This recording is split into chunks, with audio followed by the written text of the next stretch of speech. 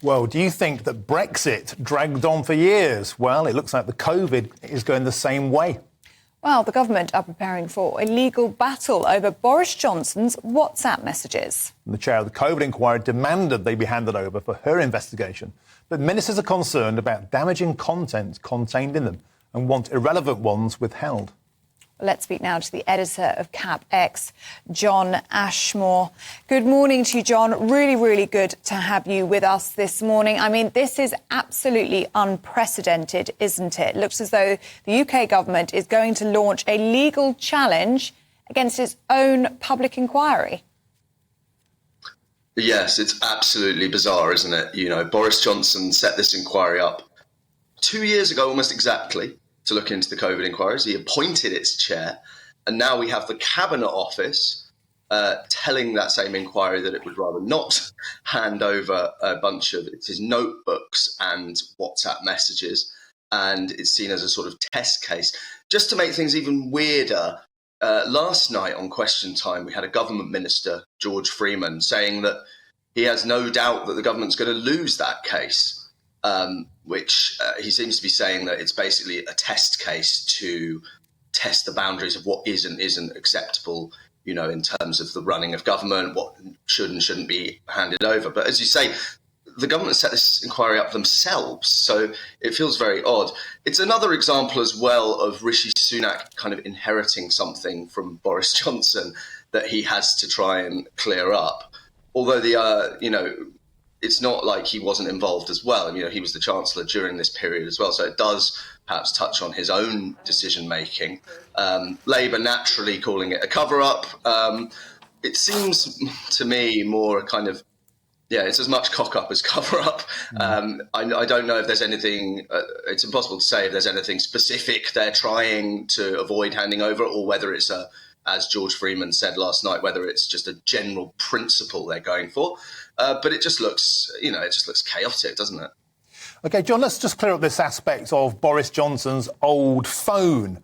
So he changed phones during this. The messages he's supplied so far only date back to May 2021, which, of course, was way after all of the lockdowns had finished. Boris is claiming that's because that phone was compromised. His mobile phone had been online for 15 years, apparently. So is it fair for him to say that? Will this phone, do you think, be taken anyway and used? What's going to happen with that old phone? Well, I think that's just another one of these questions that's really up in the air. As you say, Boris's claim is that there was a security breach, which sounds a bit rich, given that, as you say, it was also apparently available for 15 years online. I'm pretty sure I had Boris's mobile at one point, in fact.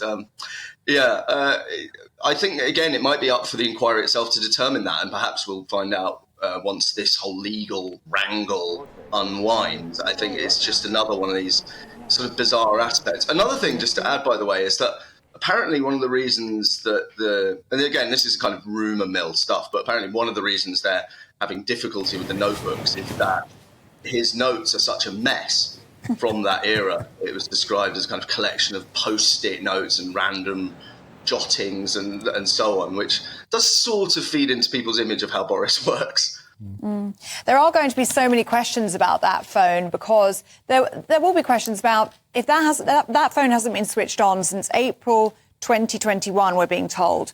Well, there's been the Sue Gray inquiry since then. So has Sue Gray not asked to see Boris Johnson's phone? Have lawyers, have the security services not asked to see Boris Johnson's phone? There are going to be lots of questions about that in the upcoming days. What do you make of the school of thought that Boris Johnson is bluffing at the moment? So he's offering to personally hand the inquiry his phone and his diaries, but that means that he's actually putting the ball firmly in Rishi Sunak's court, and we know that there's no love lost between those two.